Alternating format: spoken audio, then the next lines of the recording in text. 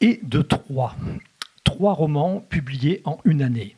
1200 pages et une plongée en apnée dans la guerre du Liban et ses ramifications du Proche-Orient jusqu'en France. 3 tomes, ici, où, Frédéric Paulin, vous nous entraînez en mêlant personnages fictifs ou réels durant près de 15 ans. Une fresque imposante pour documenter l'un des conflits les plus violents et tragiques de l'histoire contemporaine. Mais aussi un récit trépidant, incarné, où vous ne perdez jamais vos lecteurs tout en questionnant le chaos. Après Nul ennemi comme un frère, après Rares ceux qui échappèrent à la guerre, voici donc que s'obscurcissent le soleil et la lumière. Et de 2, en réalité. Votre trilogie dite libanaise succède en effet à une trilogie algérienne, celle dite Ben Lazare, saluée elle aussi pour ses qualités littéraires et historiques. Vous y chroniquez déjà une guerre civile tout aussi impitoyable et la montée du terrorisme en France. Mais ce n'est pas une surprise pour celles et ceux qui vous suivent depuis longtemps. Car, ancien prof d'histoire et de géographie, diplômé de sciences politiques, mais aussi ancien journaliste indépendant, vous avez fondé un journal satirique à Rennes, l'histoire contemporaine est la matière de vos fictions. Votre premier roman, La Grande Déglingue, dépeignait les massacres sur les champs de bataille en 14-18. Et vous ne craignez pas d'aborder dans vos romans noirs, une vingtaine à ce jour, la responsabilité de la France durant quelques-unes des pages les plus sombres de l'humanité. C'est le cas, par exemple, dans Les Cancrelats à coups de machette, où il est question du génocide rwandais. Plus récemment, avec La nuit tombée sur nos âmes, vous documentez la répression sauvage du mouvement altermondialiste lors d'un G8 à Gênes. Mais revenons à votre nouvelle œuvre libanaise. C'est d'elle dont nous allons parler avec vous ce soir à la médiathèque des Carmes dans le cadre des Nouvelles Hybrides. C'est d'elle que sont extraits les textes que vont nous faire entendre Julien Alouf. Et sans tarder, pour commencer, par le commencement, écoutons, Frédéric Paulin, les premières pages de Nul ennemi comme un frère, le premier volet de votre trilogie. Ô mon frère chrétien, ô mon ami druze, ô mon voisin sunnite ou chiite, ô mon hôte palestinien, vois ce pays qui est le tien. Vois ces enfants qui jouent dans la poussière de ce champ derrière les maisons de leurs parents. Autour d'eux s'étend cette vaste plaine de la Béka, cette longue bande de terre fertile où l'on récolte les figues, les abricots, les tomates, tous les fruits et légumes et le vin du Liban. Ce lieu où l'on vivait heureux.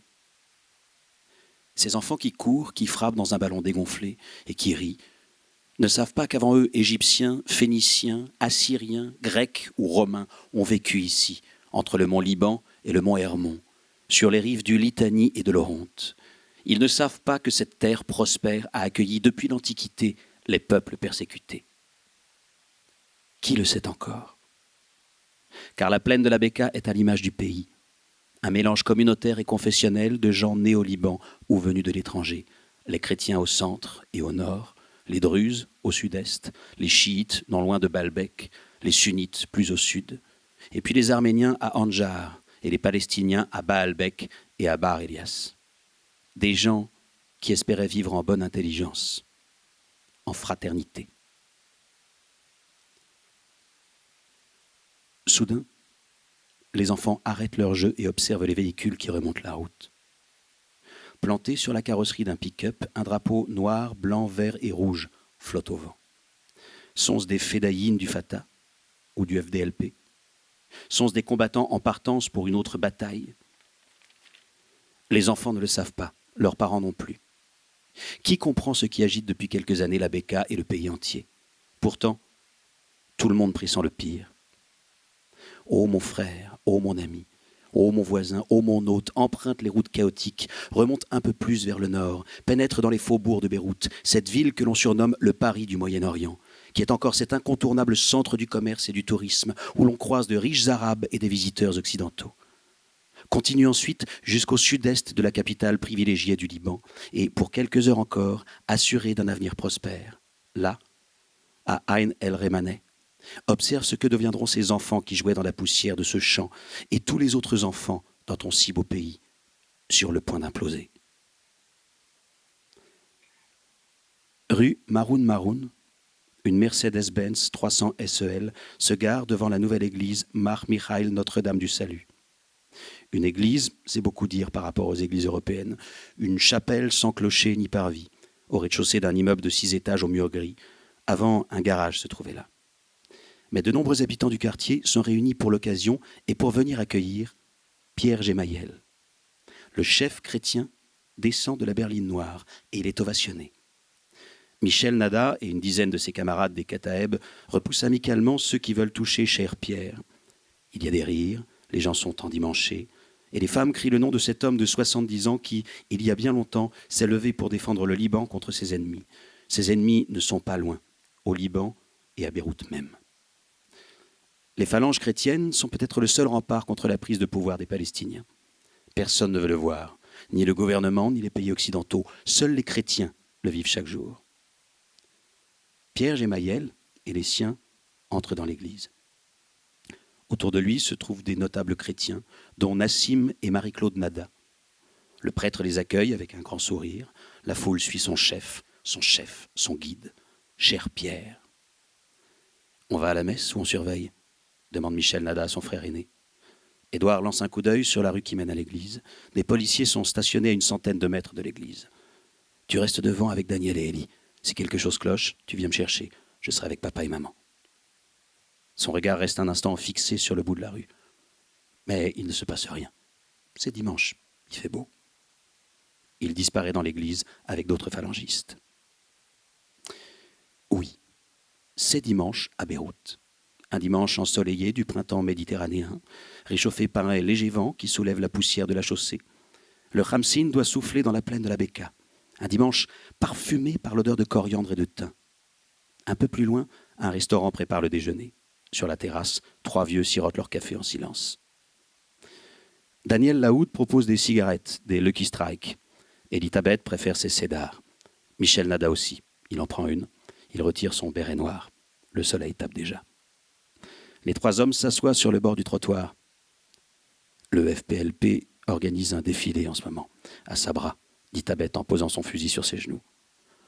Laoud et Nada n'ont que leurs pistolets. Ces ordures fêtent l'anniversaire du Kiryat Shmona, continue Tabet. Ils ont tué 9 enfants là-bas, et ils fêtent ça. Une Dodge Coronet vient se garer devant les 3 hommes. Le passager à l'avant porte un béret phalangiste. Le canon de son AK-47 dépasse par la fenêtre. Il s'appelle Soleiman Mikati. On dit plutôt Rivera, rapport au fondateur de la phalange espagnole en 1933. Les Palestiniens défilent en armes à Sabra, lance-t-il, transpirant de colère. Avec leurs lance-roquettes et leurs pick-up, ils gueulent des saloperies marxistes. Ils savent qu'ils n'ont pas le droit de traverser les quartiers chrétiens, dit Nada. Rivera le regarde, l'œil noir. N'était les positions de son père dans la communauté chrétienne et le grade d'Édouard dans le Kataeb. Il était sorti de la voiture et lui aurait cassé la gueule. Rivera est spécialiste de ça. Casser la gueule à ses détracteurs. Qu'est-ce que tu sais de ce qu'ils ont dans la tête, ces salauds, toi ? Nada hausse les épaules. Moi, je vous dis qu'ils préparent un coup, dit Rivera. Alors restez sur vos gardes. La Dodge repart, soulevant un nuage de poussière. Les 3 hommes se lèvent pour éviter les graviers qui voltigent. Tu crois que le FPLP a décidé d'en découdre ? Demande Tabet en chambrant une balle dans son fusil M14. Michel Nada est inquiet. Qu'est-ce qui se passe dans son pays ? Comment une telle violence a-t-elle pu surgir dans cette société autrefois civilisée ?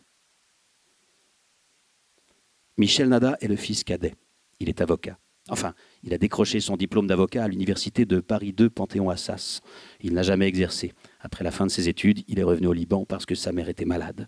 Il n'a pas eu le cœur de repartir. 3 ans se sont écoulés.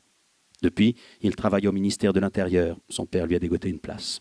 Ce n'est pas le métier de ses rêves, mais ça paie suffisamment et ça lui permet d'être au courant de beaucoup de choses. Son frère lui a conseillé de conserver son poste pour pouvoir le renseigner sur les agissements du gouvernement et de tous les partis et organisations qui morcellent l'échiquier politique et la société libanaise. Il est aussi sergent dans la phalange, parce qu'ici, les hommes, les vrais, portent une arme. Édouard apparaît à la porte de l'église. Il est entouré de 4 de ses hommes. Édouard est le frère aîné. Il est architecte dans le civil et capitaine de la phalange. Lui, il aime qu'on lui dise capitaine. Il déteste les Palestiniens, comme Joseph Bouassi les déteste, comme tous ses camarades les détestent. Édouard déteste les Palestiniens plus que son père même.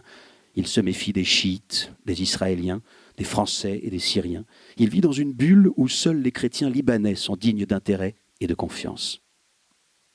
Avant, lorsqu'il était adolescent, les différentes communautés vivaient ensemble, se souvient Michel Nada. Ce n'était pas toujours facile de reconnaître l'appartenance confessionnelle d'un Libanais à l'époque. Et puis le marqueur religieux est devenu le marqueur identitaire le plus important. C'est à cause de lui que les milices ont été créées et que les quartiers se sont divisés. Tout le pays s'est divisé. Mais était-ce seulement une question religieuse? N'était-ce pas plutôt la volonté de posséder la terre? Sans doute est-ce désormais plus une lutte entre libanistes qui croient à une identité libanaise spécifique et les arabistes qui revendiquent l'identité arabe du pays. La foule sort de l'église.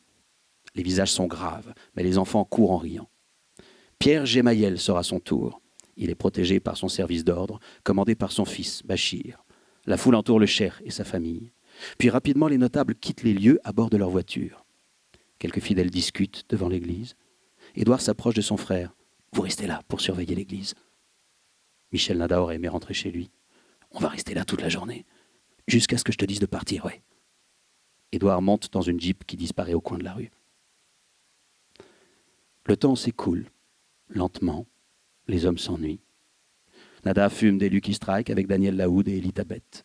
Il écoute vaguement leurs discussions à propos de filles de la fac qui n'ont pas froid aux yeux. Même des chiites, affirme Tabet. Il est un peu plus de 11 heures lorsque des phalangistes ordonnent à une Volkswagen arborant les couleurs du FDLP de s'arrêter. Les deux hommes vérifient les papiers des passagers. Au bout de quelques minutes, la voiture repart. « Qu'est-ce qu'ils font tous ces mecs à venir traîner ici ?» demande Laoud d'un air mauvais. « Ils préparent un truc, tu vas voir », dit Tabet en écrasant sa cigarette sur le bord du trottoir. 2 heures passent.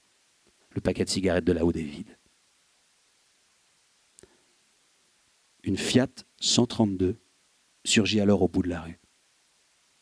Nada remarque que les plaques minéralogiques sont masquées par des chiffons. À une centaine de mètres de l'église, les phalangistes de Bouassi font des signes aux véhicules qui accélèrent. Les occupants de la Fiat font feu en direction des Kataeb. Une longue rafale résonne entre les immeubles. Les phalangistes répliquent. Instinctivement, Michel Nada et ses amis vident le chargeur de leurs armes sans viser, au jugé. Mais la Fiat parvient à s'enfuir. Des hurlements et du sang sur le trottoir. La panique et la colère. Tout se mélange. La Dodge de Rivera freine devant l'église et 3 hommes en bondissent. « Ibn al-Khelb !» hurle Rivera, ivre de rage. Michel Nada, son pistolet vide à la main, réalise que pour la première fois de sa vie, il vient de tirer pour tuer. Il n'a pas tué, mais il a la certitude que le pas qu'il vient de franchir fait de lui un tueur. Là-bas, sur la rue Maroun Maroun, le corps sans vie de Joseph Bouassi gît dans une mare de sang. Des phalangistes en armes accourent. À leur tête, Bachir Gemayel, qui place ses hommes et organise les barrages pour boucler le quartier. Son regard brille de colère. « Dans la Fiat, c'était des fédayines en uniforme », affirme Laoud. « Pourri de Palestiniens », s'étrangle Rivera. On hisse le corps de Joseph Bouassi dans une ambulance. Ces hommes sont effondrés. Anna Aoun et Maroun Ch'ti pleurent. Ils jurent qu'ils retrouveront les assassins de leur chef. Michel Nada s'est assis sur les marches de l'église. Il voudrait être loin d'Ain el-Remaneh, loin de Beyrouth et du Liban. Il ne veut pas devenir un tueur. Autour de lui, il y a trop d'agitation, de colère, de peur. Il pense à ses parents. Son père lui dirait de faire attention, mais il considère la force comme nécessaire. Longtemps, Nassim Nada a préféré le dialogue à la violence. Il avait même des amis sunnites et chiites, des gens avec qui il travaillait en bonne entente. Sa secrétaire particulière était une chiite de Bir el-Abed. Mais depuis quelques années, il le répète. Le temps des armes vient après celui des discussions, si les discussions se sont avérées inutiles. Sa mère dirait la même chose. Ses parents sont des chrétiens fiers. Ils viennent d'une famille phénicienne, le peuple fondateur du pays du Cèdre. Ils ont tous les deux hérité de biens immobiliers à Beyrouth, et jusqu'à ce que les Palestiniens s'y installent, ils étaient propriétaires de terres agricoles qu'ils louaient dans la Bekaa. Ils considèrent que, venant d'une lignée si ancienne et si prestigieuse, c'est leur devoir de défendre l'intégrité de leur pays. Déjà, après le raid israélien sur l'aéroport de Beyrouth en décembre 68, son père s'était prononcé, comme toute l'élite chrétienne, contre les risques qu'impliquerait un soutien à la résistance palestinienne. L'OLP avait tenté de renverser le roi Hussein de Jordanie, et celui-ci avait chassé les Palestiniens de son pays, les poussant à s'établir au Liban et provoquant une scission entre l'OLP et le FPLP. Son père avait alors demandé à ses fils de rejoindre Pierre Gemayel et de participer à la résistance armée, dernière solution contre un coup de force palestinien. En ce jour d'avril, il semble que cette solution va devenir réalité. Merci. Frédéric Paulin, bonsoir. Bonsoir. Bonsoir. Voilà. On vient d'entendre donc les premières lignes, les premières pages d'une saga, donc d'une trilogie. Bon, j'ai avancé beaucoup de chiffres parce qu'on est impressionné en tant que lecteur, 1200 pages, 3 tomes, publiés en moins d'1 an, enfin en une année. Du coup, ces premières lignes, ces premières pages, est-ce qu'elles prennent un poids particulier par rapport c'est le moment où vous attrapez le lecteur? Ouais, elles prennent un poids particulier parce que d'entendre lire ses propres mots, c'est quelque chose d'assez déstabilisant. C'est étonnant, quoi. Parce que chaque lecteur interprète le texte, les personnages, l'histoire à sa manière, quoi. Et là, le ton est particulier, c'est pas le mien, quoi. C'est chouette. Déjà, évidemment, c'est une entrée en matière qui pose vraiment. C'est la première journée de ce qu'on a appelé la guerre civile au Liban, quoi. Officiellement, c'est la première journée, mais comme il est dit dans l'extrait, il y a déjà eu le chaos était déjà présent au Liban avant cette journée. Cependant, cette journée-là est retenue comme vraiment le début de cette guerre, et à tel point que peu après ce qu'on vient de lire, le passage qu'on vient de lire, il y a le mitraillage d'un bus palestinien qui va venir se perdre dans le quartier chrétien. Et le bus palestinien, donc il va y avoir une vingtaine de morts des Palestiniens, ce qui va vraiment déclencher la guerre. Et ce bus palestinien est une espèce de relique. On l'a retrouvé au fond d'un garage, là, et actuellement, le propriétaire essaye de négocier financièrement ce bus. C'est dire si ce moment-là parle aux Libanais, leur parle aux Libanais alors que cette histoire-là n'est pas enseignée au Liban. C'est-à-dire l'histoire de la guerre du Liban n'est pas du tout enseignée. J'ai discuté avec un journaliste libanais il n'y a pas très longtemps, Marwan Chahine, et qui m'a dit, et je lui ai dit, mais qu'est-ce qu'on vous apprend quand vous êtes au lycée ou au collège? Il me dit, c'est simple, hein, on nous apprend jusqu'à 1943, l'indépendance du Liban, et après tout le reste, on n'en parle plus, quoi. Donc voilà, évidemment, là, j'accroche le lecteur, je tente d'accrocher le lecteur, j'espère que je l'accroche, parce que c'est un moment clé et c'est un moment tragique, évidemment, quoi. Et alors, on découvre déjà des personnages centraux dans le roman, le clan Nada, en tout cas 2 de ses membres. Hein, c'est une famille chrétienne maronite, et c'était important de démarrer par eux. Alors, c'était important. Il se trouve que la situation historique, voilà, il y a des chrétiens, et j'ai commencé par les chrétiens. J'aurais pu, évidemment, peut-être commencer par les Palestiniens qui étaient dans le bus ou dans la voiture qui a mitraillé. Bon, voilà, je sais pas, je ne saurais pas répondre pourquoi je commence comme ça. Enfin, c'est une espèce de mystère de la création, j'imagine. Voilà, je le vois comme ça, je le vois défiler devant mes yeux comme ça.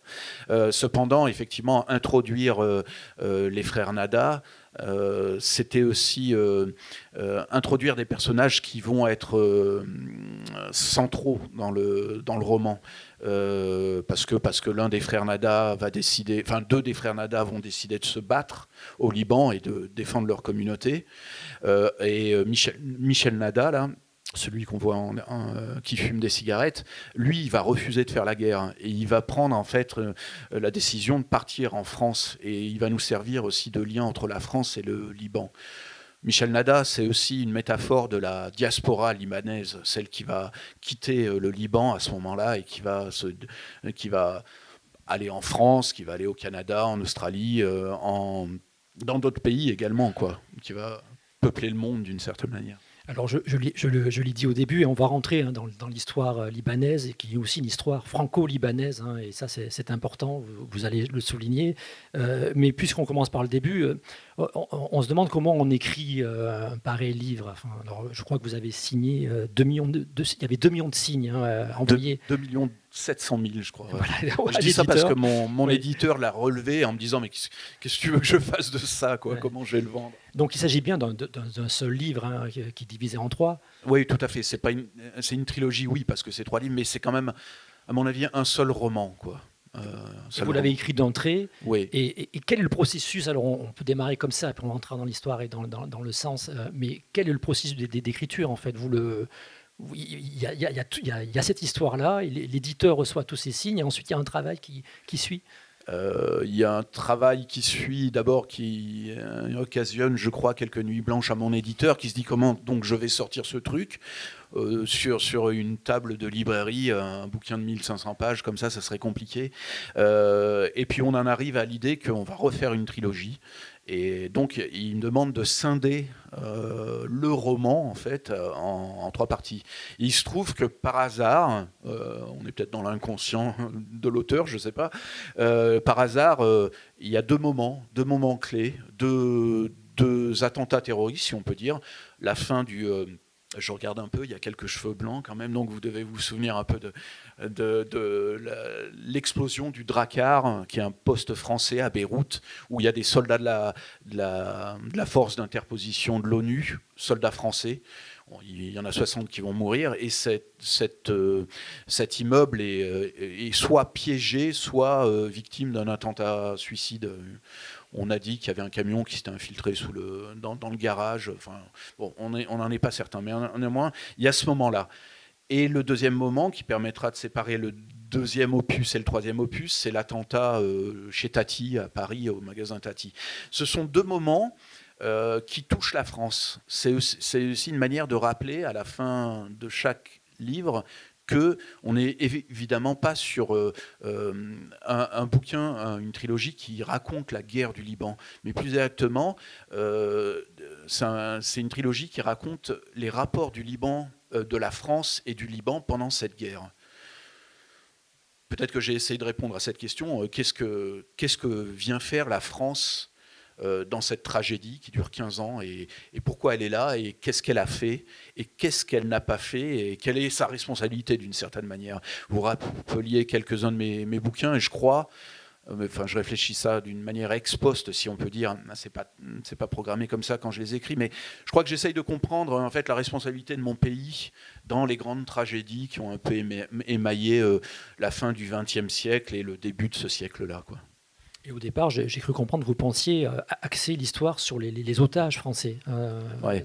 Ah oui, ça c'est un peu le truc, parce que ces otages, moi, quand j'étais gamin, je les ai vus avant chaque journal de 20 heures sur Antenne 2. On voyait le décompte des jours de ces otages, de ces otages qui avaient passé, pour certains, qui passeront 1200 jours dans les geôles du Hezbollah. Et moi, c'était un truc qui m'étonnait, qui me questionnait. Et d'ailleurs, je demandais à mon père, qui était devant la télé, qui lisait de la presse, qui se tenait au courant, mais qu'est-ce qu'ils font là-bas? Pourquoi on ne les sort pas et tout ça? Et lui, il n'avait pas d'autre réponse, je crois me souvenir, qui me disait c'est une question, il demande une rançon, on ne veut pas payer, enfin bon. Mais c'était plus compliqué. Donc, c'était un truc qui m'a déjà, quand j'ai 12-14 ans, qui me questionne. En grandissant, je me mets à m'intéresser au Liban, à récupérer de la documentation et tout ça. Et quand je deviens auteur, je me dis, je vais écrire cette histoire-là de ces otages au Liban. Cependant, je me dis, il faut que tu contextualises la guerre du Liban. Voilà, ces prises d'otages ont lieu lors de la guerre du Liban. Et là, je commence à amasser une documentation qui m'entraîne dans cette écriture, parce que je me dis, oui, c'est la guerre du Liban qui est importante. C'est finalement les otages, c'est, j'allais dire, un épiphénomène. C'est pas le cas quand on passe 1200 jours dans un sous-sol de la banlieue sud. Et en plus, l'un d'entre eux, Michel Sora, est mort. Néanmoins, c'est pas la guerre du Liban, c'est quelque chose qui touche la France et qu'on a beaucoup vu. Mais moi, tout d'un coup, j'ai envie d'expliquer cette guerre du Liban et surtout d'expliquer la responsabilité de la France dans cette guerre du Liban. Et donc, je me retrouve à la tête bientôt d'un manuscrit de 1500 pages. En gros. Un mot peut-être quand même pour commencer, toujours sur les titres. Ils sont de vous, hein, je crois que c'est j'ai ce pot-là, c'est que mon éditeur me laisse mes titres, quoi. Par contrat, ils auraient le droit de les changer, hein. Mais bon, je trouve... Ouais, j'aime bien le titre. Je pense que le titre, c'est très important dans un bouquin. D'abord, ça donne envie de le lire quand on le voit sur la table d'une librairie. Et puis ça peut parler du bouquin aussi. Et alors moi je me suis aperçu il n'y a pas si longtemps, pardon, je vous vos notes, c'est que ça rime. Tous les titres riment, quoi. Lumière, frère, guerre, voilà. Les derniers mots de chaque titre riment. Et ça, c'est un truc. Quelqu'un présentait les bouquins, un peu comme vous, il y a quelques temps, et je me suis dit, mais il y a une rime, quoi. Et j'avais jamais fait gaffe à ça, quoi. Et on est dans le roman noir, on est dans quelque chose d'assez dur. Hein, la guerre du Liban, c'est pas la franche rigolade. Les titres non plus d'ailleurs, mais ils amènent quelque chose de particulier, ces titres. Ils ne sont pas illustratifs. Non, on peut dire qu'ils résument, on peut dire qu'ils interrogent aussi. Je sais pas. Alors, il y a certains titres qui apparaissent dans le roman, et d'autres qui apparaissent pas. Enfin, voilà. Maintenant, au-delà de la sensation que j'ai qu'ils sont importants et qu'ils vont bien avec le texte, je ne saurais pas dire quel est leur intérêt. Chaque lecteur y trouvera son intérêt. Vous voyez ? C'est dur de théoriser sa propre écriture. Enfin, moi, j'y arrive pas, quoi. Enfin, donc voilà, vos questions vont avoir beaucoup de réponses, comme vous voyez. Il n'y a pas de souci. On va avancer hein, dans cette somme. On est toujours dans le tome 1. On est à la 200e page et on a avancé de plusieurs années parce qu'on était en 75 et maintenant on va être en 82 et avec un nouvel extrait. L'artilleur parachutiste de première classe Daniel Richard jette un coup d'œil à la carte que lui présente la secrétaire économique de l'ambassade, Anna Cosmidis. Il lui fait un signe de la Renault 12 qui passe le portail de la Résistance des Pins. Ce que ne savent pas le soldat Richard, ni Anna Cosmidis, ni le plombier qui s'apprête à réparer une fuite d'eau quelque part dans le bâtiment consulaire, ni les 4 employés qui prennent leur service à 8h10, ni les 2 citoyens libanais qui font la queue parmi d'autres devant l'ambassade en attendant l'ouverture du service des visas, c'est que leur mort sera causée par une charge d'explosifs de plus de 50 kilos cachés dans la Renault 12 le week-end précédent. Ce que ne sait pas Philippe Kellerman, occupé par ses pensées, fumant une cigarette à la fenêtre de son bureau après avoir ingéré sa dose matinale de benzodiazépine, c'est que les services secrets syriens ont décidé de donner une leçon aux Français. Kellerman rumine toujours contre le capitaine 19, qui ne répond pas à ses demandes.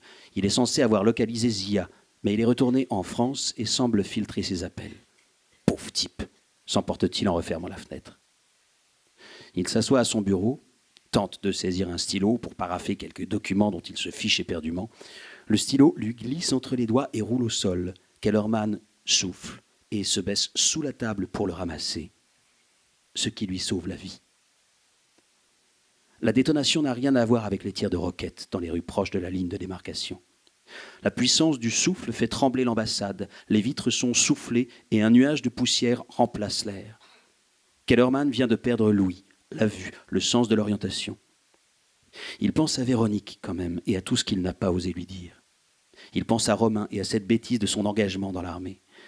Il pense à Élise et aimerait la serrer dans ses bras.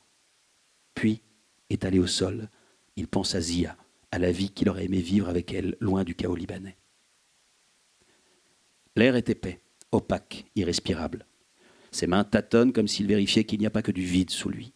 C'est encore à Zia qu'il pense, lorsqu'il se relève au milieu des meubles sans dessus-dessous, naviguant dans le nuage de poussière comme un aveugle, tentant désespérément de trouver la porte pour fuir ce cauchemar. Il croit que l'image de Zia le rassure et empêche la panique de totalement l'envahir. Mais ce sont les benzodiazépines qui inhibent sa terreur. Il lui faut sortir dans le couloir, écarter les plaques de plafond qui pendent, se cogner à des ombres qui errent dans la poussière, entendre des sons étranges, mélange de hurlements de peur ou de souffrance, d'ordres lancés par les militaires, de sirènes lointaines qui annoncent l'arrivée des secours. Lorsqu'il descend les escaliers, il s'aperçoit que sa chemise est en lambeaux et qu'une longue estafilade court sur son bras droit. Le sang dégouline de ses doigts, mais il ne ressent aucune douleur. Dans la cour de l'ambassade, des gens couverts de cendres, fantômes hébétés, ersatz d'humains pantelants, semblent faire les 100 pas sans savoir où aller. Un cratère défigure la chaussée au niveau du portail d'entrée. Les grilles sont tordues et la casemate du garde défoncée. Kellerman avance vers la carcasse du véhicule qui a dû servir à l'attentat. Il est presque calme. C'est étonnant. Puis, il s'étrangle d'un rire idiot. Bien sûr, les benzodiazépines font effet. Il se prend les pieds dans quelque chose, manque de s'écrouler, et se laisse glisser au sol lorsqu'il s'aperçoit qu'il vient de trébucher sur un bras assez fin pour être celui d'une femme. La poussière se dépose enfin, laissant apparaître le fuchsia un peu terni de l'immense lilas qui couvre la façade de l'ambassade.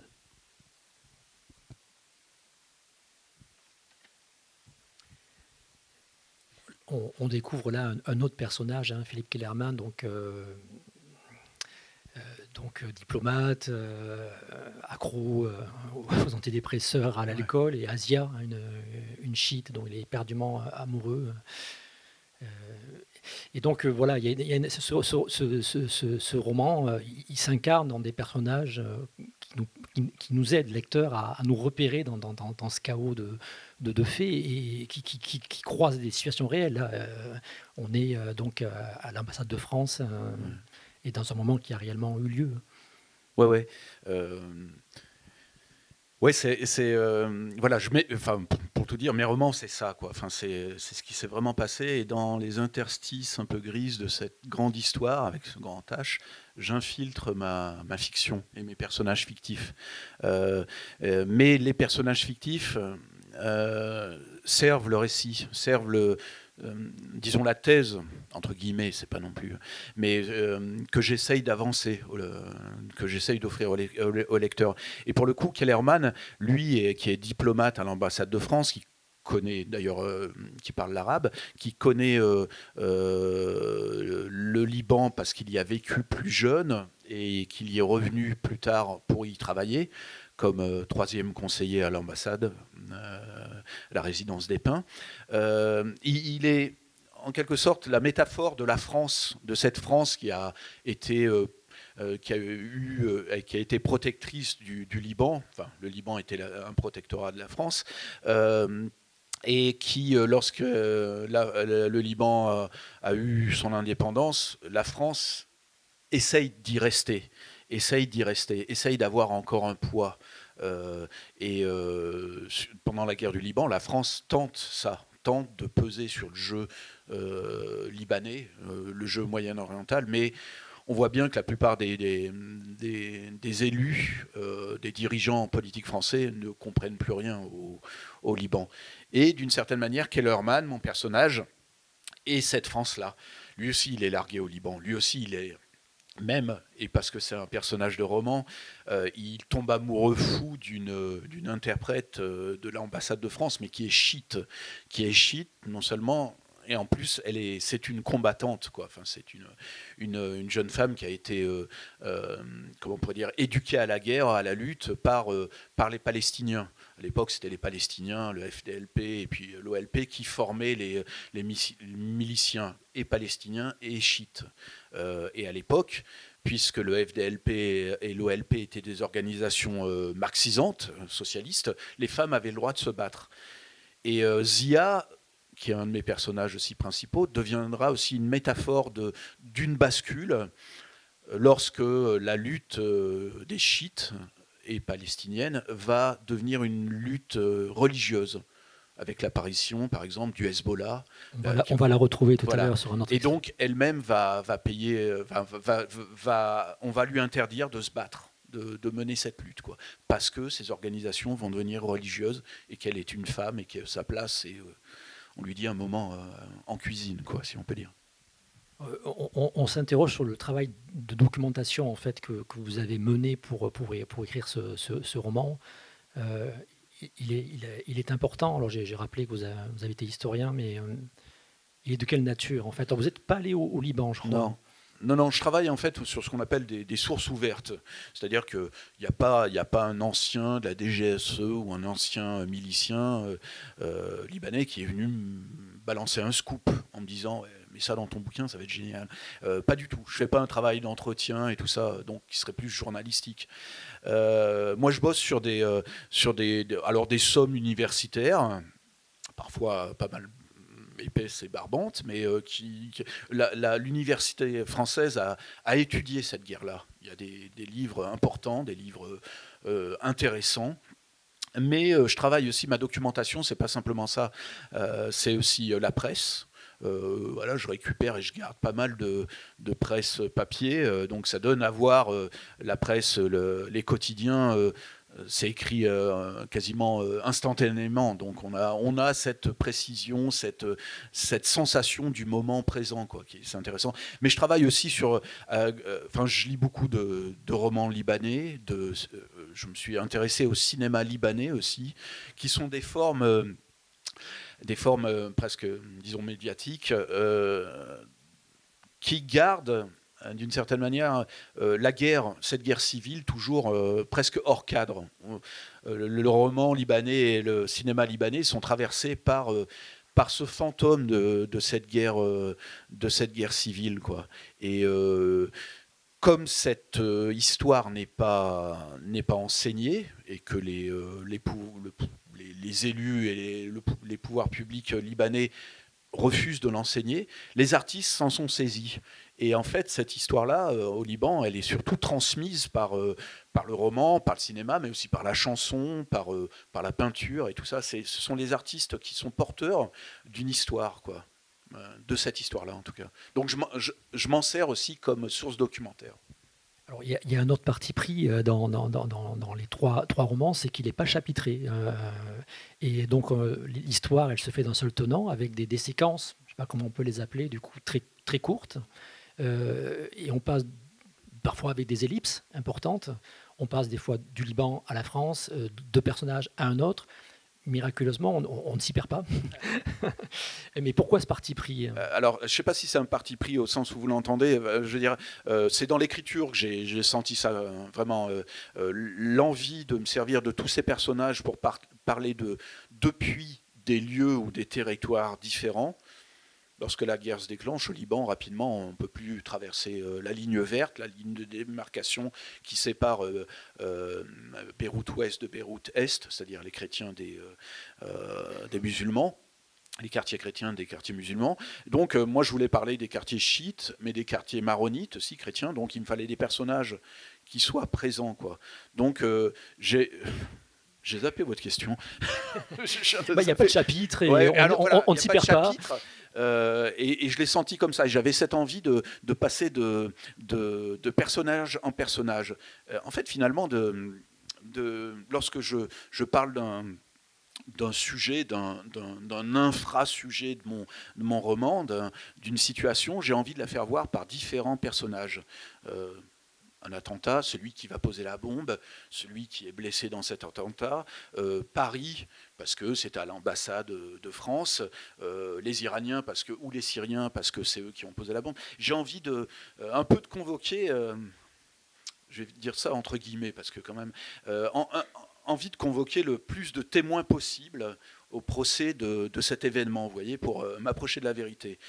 Ce que je dis, c'est avec vraiment des guillemets, parce que je ne suis pas en train de faire un procès historique ou quoi que ce soit, mais multiplier le nombre de points de vue me sert. Donc, ces courts chapitrages, qui sont justement pas chapitrés ni datés, ça m'est venu comme ça dans l'écriture. Ça m'est venu... c'est pas un parti pris avant l'écriture.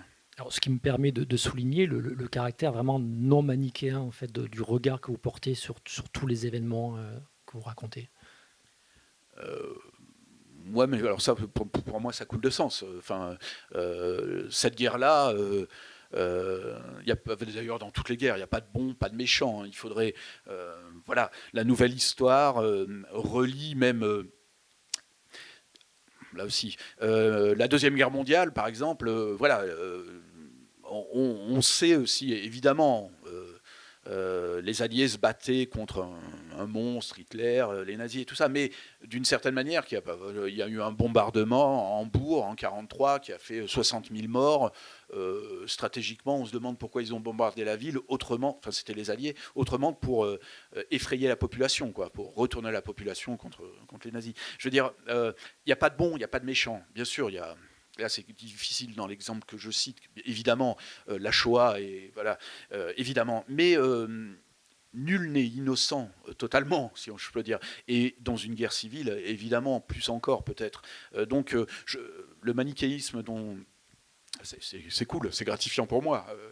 Mais pense que c'est quand même la base d'une écriture qui prend l'histoire comme sujet, quoi. Évidemment. Alors que quand j'étais gamin, moi j'entendais dire que les chrétiens étaient quand même les bons, quoi. Enfin, on avait cette vision-là. Mais c'est pas vrai, c'est pas vrai. C'est pas vrai. Les chrétiens ont fait des massacres, ont massacré des camps de Palestiniens. Alors ils se sont fait massacrer aussi des villages, tout ça. Mais il serait difficile de trouver un bon et un méchant dans cette guerre-là, évidemment. On va justement entendre quelques pages toujours dans le tome 1 sur un massacre. Charles vient d'abattre 5 ou 6 jeunes garçons dans une ruelle. Avec 2 phalangistes, il leur a d'abord lié les poignets et les a fait mettre à genoux. Rivera est arrivé, une kalachnikov en bandoulière. Il tenait un sabre ou une machette. Il a passé la longue lame entre les cuisses d'un prisonnier, un gamin de 13 ou 14 ans, et l'a émasculé. Il se fendait encore la gueule quand Charles a achevé le supplicié d'une rafale. Charles a observé Rivera. Peut-être se sont-ils engueulés. Édouard Nada a hésité à rejoindre son jeune frère pour s'assurer que lui et Rivera suivaient les ordres. Il a préféré continuer ses recherches, traquer les terroristes terrés dans les habitations, dans les caves. Son unité est suivie par des bulldozers. Les miliciens ne sont pas tous en uniforme des FL ou de l'ALS. Certains sont en civil, pantalon pas de def, veste en jean et basket. Ils tiennent une kalachnikov à la main, un couteau parfois glissé dans leur ceinture. Les cadavres jonchent les rues, sur les murs desquels des portraits d'Arafat sont affichés. Sur le pas de porte des immeubles, des hommes assis, le visage parfois en sang, baissent la tête sous les insultes des soldats qui les surveillent. On entend soudain une détonation ou un cri. Un des prisonniers vient d'être abattu ou égorgé. Des cris, des pleurs résonnent. Lorsque Nada jette un coup d'œil à l'intérieur des habitations, il y voit des tas de cadavres au-dessus desquels des femmes encore vivantes hurlent leur souffrance. « Nous faisons ce qu'il y a à faire », affirme un sous-officier à un jeune milicien qui vient de vomir dans la rue. Le colonel Édouard Nada n'éprouve ni remords ni crainte. Il fait en effet ce qu'il faut faire pour éviter qu'un jour les siens soient à la place de ces terroristes palestiniens. Ceux qui diront que la guerre ce n'est pas émasculer des prisonniers, tuer des enfants, violer des femmes ou des gamines, exécuter des vieillards, couper les doigts de cadavres ou de blessés pour voler leurs bagues, ceux-là n'ont jamais fait la guerre. La guerre, Édouard l'a fait depuis toujours. Lui, il peut affirmer que la guerre, c'est ça. La guerre, c'est dégueulasse, c'est sordide, c'est immoral. La guerre, aucune prière, aucune confession, aucun pardon ne peut la racheter. La guerre transforme les hommes en bêtes sauvages. Plus jeune, Charles répétait une phrase de Shakespeare. La bête la plus féroce connaît la pitié, je ne la connais pas, je ne suis donc pas une bête féroce, ou quelque chose comme ça. Il sait que certainement il est devenu une bête féroce. La littérature n'a de toute façon pas droit de citer ici et maintenant. Plus tard, on verra. Plus tard, il sera peut-être possible de réadapter les bêtes à une vie civilisée. Dans une maison, comme des miliciens tiennent en joue une famille, Édouard Nada se poste à l'entrée de la pièce principale. Les habitants des lieux sont des chiites. Un portrait de Khomeini est fixé au mur. Les parents se jettent aux pieds des 3 chrétiens. « Nous sommes Libanais, nous ne sommes pas des Palestiniens !» implore le père.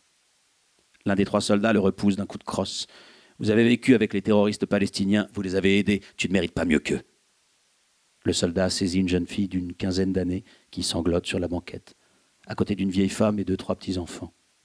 Sa robe déchirée, son visage tuméfié, témoignent des violences qu'elle a subies peu avant. « Viens ici, toi, tu pourras raconter à tes amis palestiniens et à tous ceux qui les aident ce qu'on leur réserve. » Il pousse la jeune fille dans l'entrée. Nada la réceptionne et la force à se mettre à genoux.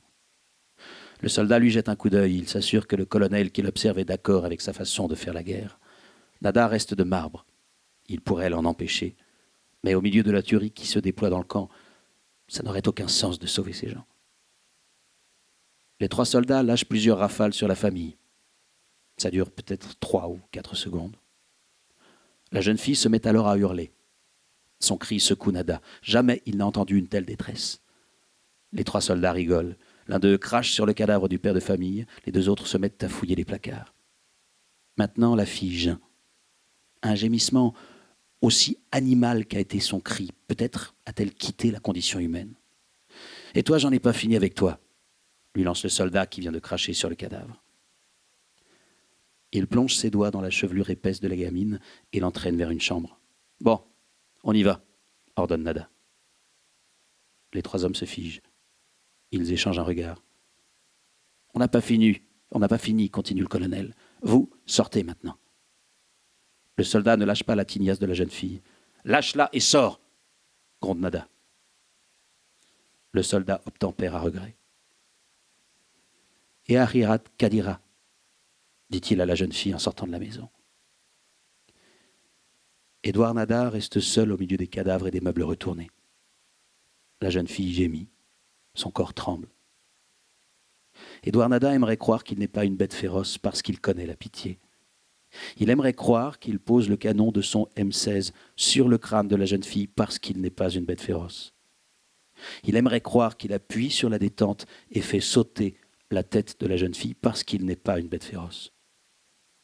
Seulement parce qu'il veut lui éviter de vivre après avoir vécu l'horreur. Mais il n'en est pas certain. Voilà, on était donc en septembre 82, je ne dis pas de bêtises, et c'est le massacre de Sabra et Shatila, je ne l'ai pas précisé. C'est ça, oui.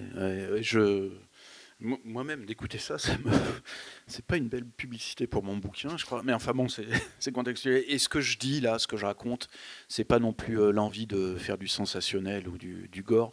Je l'ai lu. Ce sont des témoignages de rescapés et tout ça.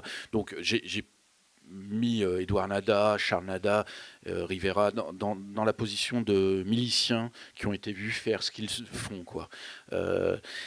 Je me suis posé cette question, hein. Je ne suis pas Tarantino, moi, faire voir des éclaboussures de sang, un massacre comme ça, c'est pas mon truc. En général, lorsque le poing se lève, j'ai pas besoin de dire qu'il va s'abattre sur le visage.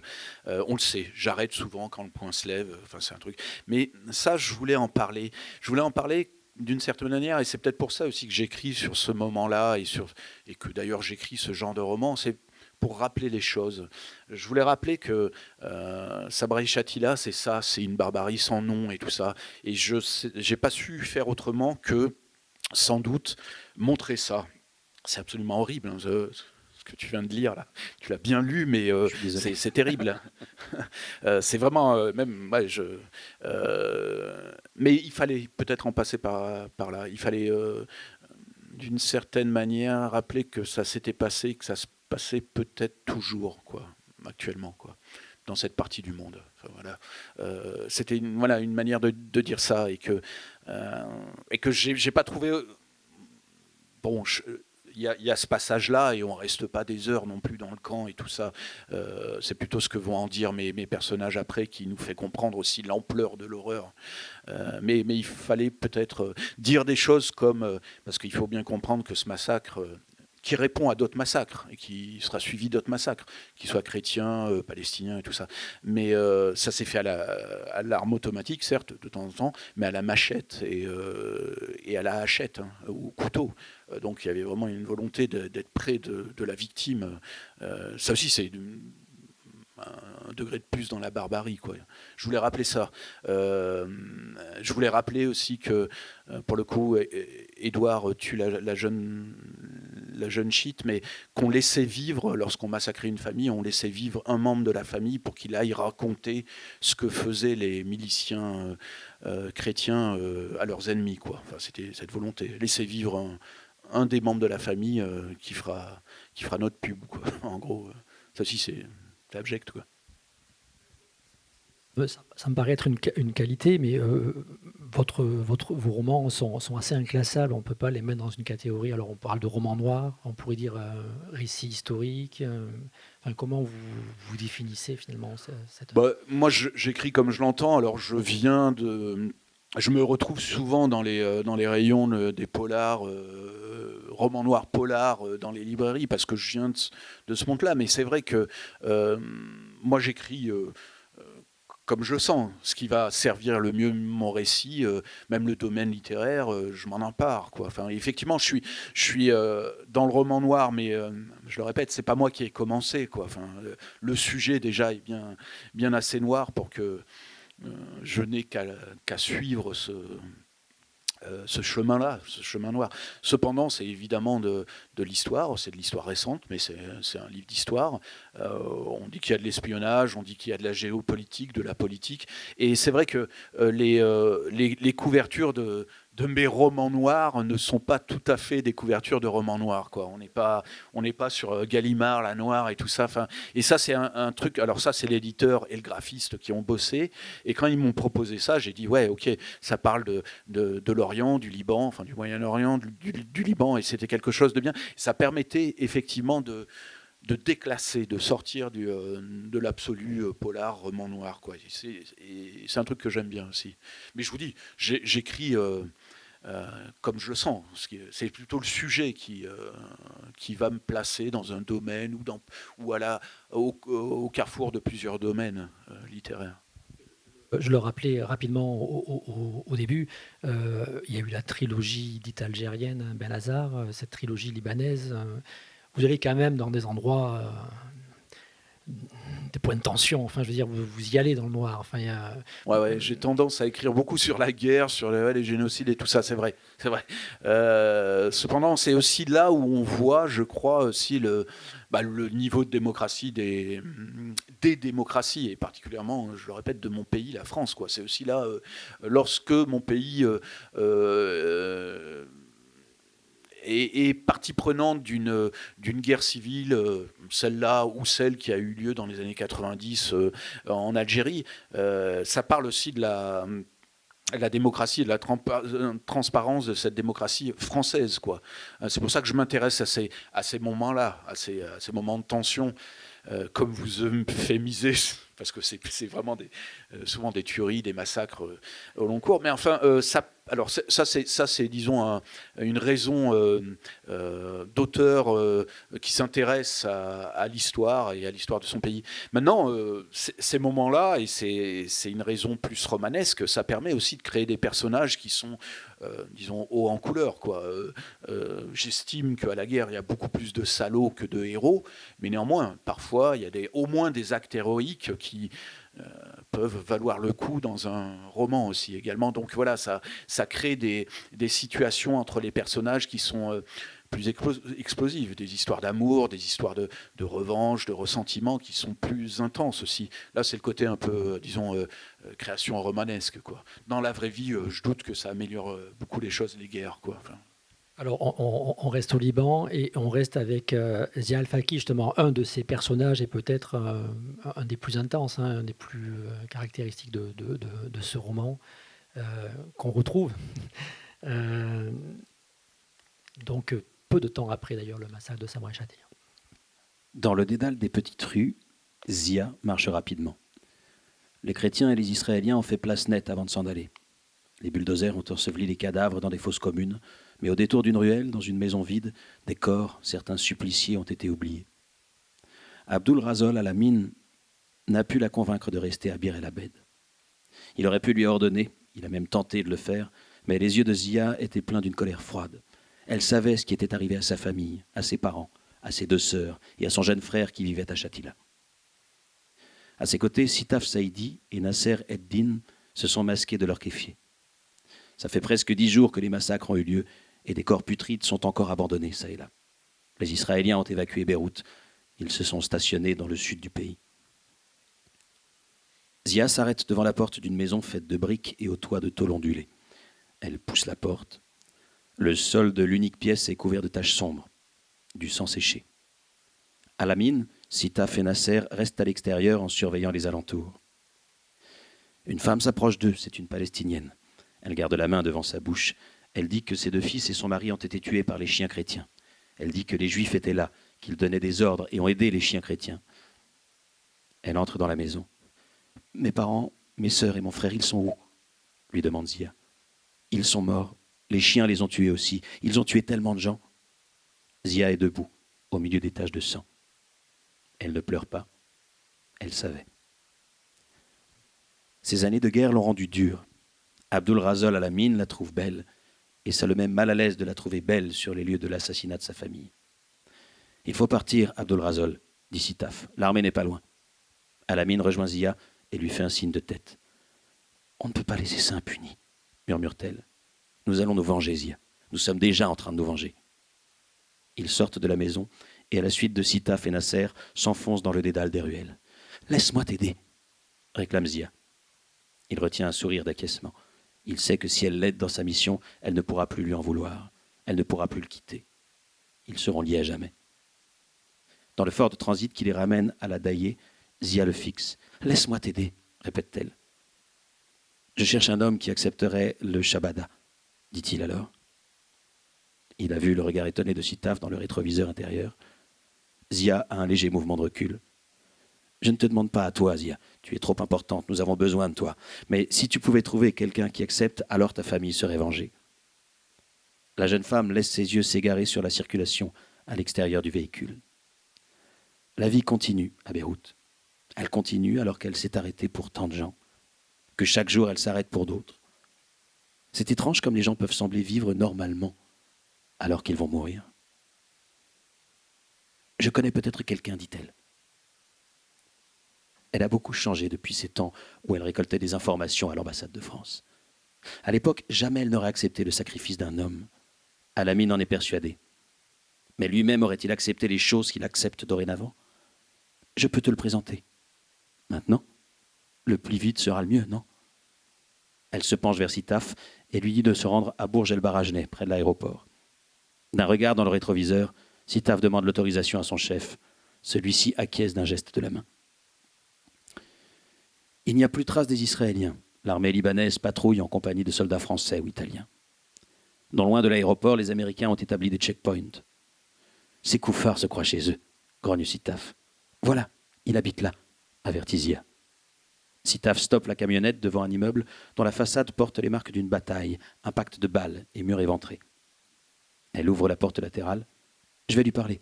Je te dirai quand me rejoindre. Elle emprunte un escalier extérieur qui monte aux étages. Pourquoi tu lui as demandé ça ? Demande Sitaf sans se retourner. Il tapote nerveusement son volant du bout des doigts. Tu nous as dit que tout ça devait rester secret, dit Nasser. C'est toi qui as dit que si les gens d'Amal apprenaient ce que nous faisons, on risquait notre vie. Sitaf, Nasser et quelques-uns de ses hommes ont été mis au courant de la formation du Hizbullah. Mais le parti de Dieu avance encore à visage masqué. Il ne peut affronter Nabi Berri et Amal. Zia est des nôtres depuis longtemps. Nasser lâche un petit bruit de succion. Elle a surtout fréquenté un Français, si je me souviens bien. Fais-moi confiance, je sais ce que je fais, continua-t-il. Et Zia va nous être d'un grand secours. Il relâche son arme et pose ses mains sur les épaules de ses hommes à l'avant. Faites-moi confiance. Zia réapparaît sur l'escalier et lui fait signe de monter. Il la rejoint. Dans l'appartement, il aperçoit une femme qui porte un tchador bleu sombre dans la petite cuisine. Elle tire un rideau pour se cacher. Dans le salon, un jeune garçon est assis sur une chaise. Il est très jeune, peut-être 15 ans. Le meilleur martyr est celui qui combat et meurt au premier rang, n'est-ce pas ? Demande le jeune garçon. Zia hoche la tête. Le martyr est témoin de la vérité devant Dieu jusqu'à ce qu'il soit tué en l'attestant, dit-elle. Alamine observe la jeune femme devant lui. Quelque chose a changé en elle. Il n'est pas certain que ce changement lui plaise. Est-ce que je mourrai pour les miens ou pour Dieu ? Demande le jeune homme. Le shahid meurt pour les siens et pour Dieu, répond Zia. Le jeune garçon baisse les yeux sur ses mains qu'il triture nerveusement. Alors d'accord, dit-il. Abdul Razol Alamine s'assoit à côté de lui sur le canapé. Il faut garder un silence absolu sur tout ça. Ni ta mère, ni tes amis ne doivent savoir. Ses mains sont fines. Ce ne sont pas celles d'un combattant. Nous reprendrons bientôt contact avec toi. Alors ton grand destin pourra s'accomplir. Son regard croise celui de Zia et pour la première fois depuis des années, il sait qu'elle est désormais avec lui.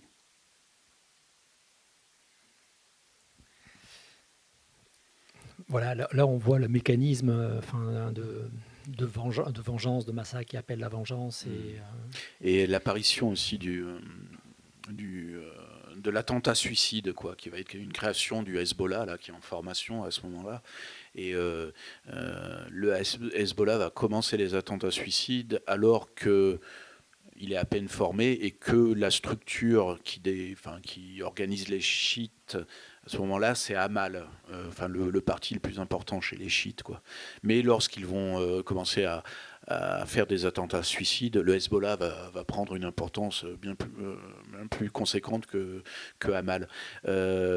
Zia, là, mon personnage qui est fictif, elle va reprendre la lutte parce qu'on lui interdit de se battre autrement qu'en trouvant des shahids, des martyrs, quoi, des jeunes hommes qu'on va envoyer se faire exploser sur les ambassades ou sur les postes militaires occidentaux. C'est la seule manière qu'elle a de continuer la lutte, quoi, effectivement. Et l'histoire du Liban et l'histoire du Moyen-Orient et l'histoire aussi de la France, on va revenir là-dessus après. Tout à l'heure, à Sabra et Shatila, il y avait l'armée israélienne qui passive mais qui laissait faire. Les chiites, donc, ont le soutien de la Syrie. Enfin, tout ça est imbriqué. Les chiites, c'est plutôt l'Iran. L'Iran, pardon, oui. Donc, on s'y perd parfois. Mais il y a des chiites qui ont le soutien de la Syrie aussi. Tout à fait. Amal aura plutôt le soutien de la Syrie et le Hezbollah de l'Iran. Oui, on s'y perd complètement. Oui. Et en même temps, vous nous aidez à comprendre sans que ça soit didactique. Mais donc, ces romans racontent ça aussi, racontent ce pays dans son contexte, dans la géopolitique du Moyen-Orient et avec l'Occident qui est très présent et qui joue un rôle important aussi. Oui, cette guerre du Liban, c'est ces 18 communautés sur place qui se font la guerre, mais aussi les pays environnants, voisins, Israël, la Syrie, l'Iran, l'Irak, la Jordanie. Et puis, plus encore, parce qu'on est encore à la période de la guerre froide, les Américains et l'URSS, les Russes, qui se font la guerre sur le territoire libanais, qui continuent cette guerre froide sur le territoire libanais. Mais les Européens également, la France, parce qu'elle se croit encore un peu chez elle, et puis pas mal de pays européens aussi qui participent aux opérations de pacification mise en place par l'ONU, quoi, qui font partie de la finule. Les Anglais, les Italiens sont présents sur place. Donc voilà, on a parlé de cette guerre, certains historiens particulièrement, certains Libanais ont parlé de cette guerre comme d'une petite guerre mondiale, quoi. Il y a tellement d'acteurs présents sur place que, oui, il y avait une internationalisation du conflit. Les Libanais, eux, ont tendance à parler de cette guerre, à l'appeler la guerre des autres. La guerre des autres, c'est-à-dire que les autres venaient se faire la guerre sur leur propre sol, quoi. Enfin, c'était un truc comme ça, selon eux. Cependant, il faut bien voir que les Libanais entre eux se sont fait la guerre aussi, hein. Enfin, il ne faut pas l'oublier. Et d'ailleurs, cette guerre civile qui se mène entre les communautés libanaises, va prendre une intensité encore plus folle à la fin de la guerre, où, à l'intérieur des communautés, la lutte va opposer les chrétiens entre eux, les chiites, Amal et le Hezbollah vont se faire une guerre sans merci, et même les Palestiniens, avec les dissidents de l'OLP et l'OLP, vont se faire la guerre, quoi. C'est-à-dire qu'il y aura plus de morts, même dans les combats intra-communautaires que extra-communautaires, entre communautés, quoi. Enfin, c'est un peu une guerre totale. Qui peut-être explique d'une certaine manière mon premier titre, là, Nul ennemi comme un frère. À un moment, on commence à faire la guerre réellement à son propre frère, quoi.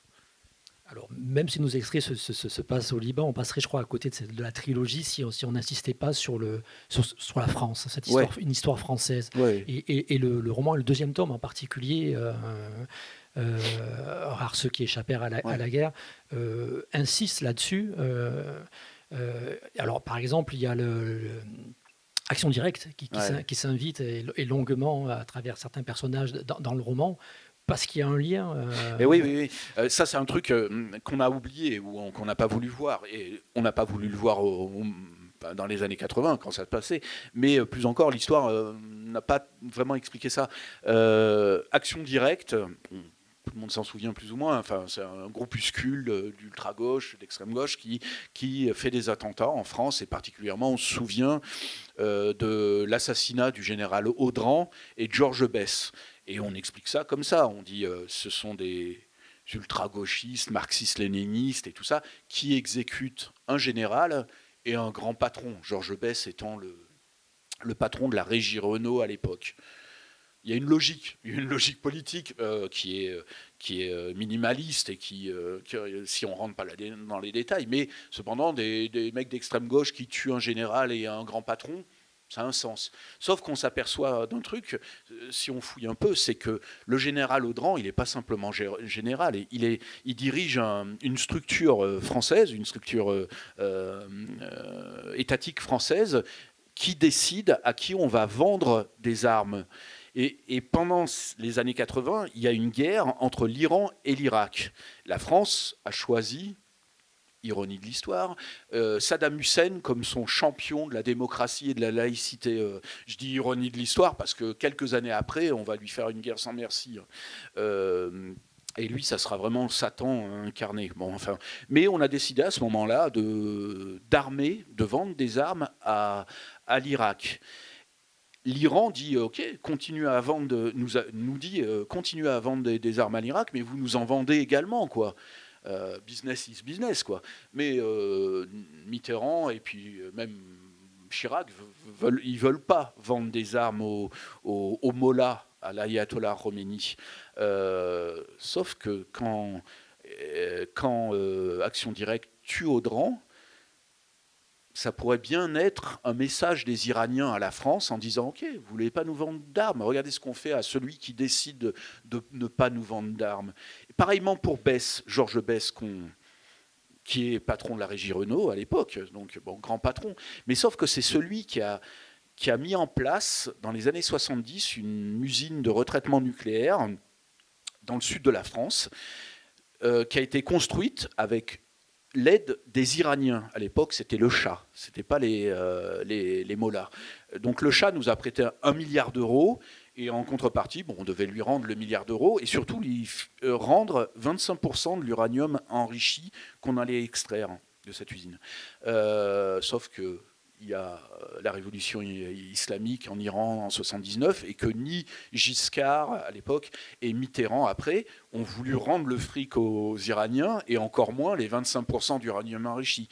Donc quand Action Directe tue Georges Besse, on peut vraiment se poser la question, est-ce qu'il tue le patron actuel de la Régie Renault ou le patron symbolique de cette histoire d'usine nucléaire, et puis de ce milliard et de ces 25% d'uranium enrichi. Voilà, est-ce que c'est pas l'Iran qui a envoyé un message à la France en disant voilà, vous voulez pas nous rendre le milliard et tout ça, parce que ça c'est des bisbilles qui font que la France et l'Iran vont se mener une guerre, alors une guerre non conventionnelle, pas une guerre comme au Liban avec des armées en face, des milices et tout ça, mais une guerre qui va faire des morts parce qu'il y aura des attentats islamistes à Paris au milieu des années 80, qui seront menés par le Hezbollah, téléguidés par l'Iran, et qu'il y aura des morts même parmi les otages français au Liban. Michel Sora mourra dans les prisons du Hezbollah.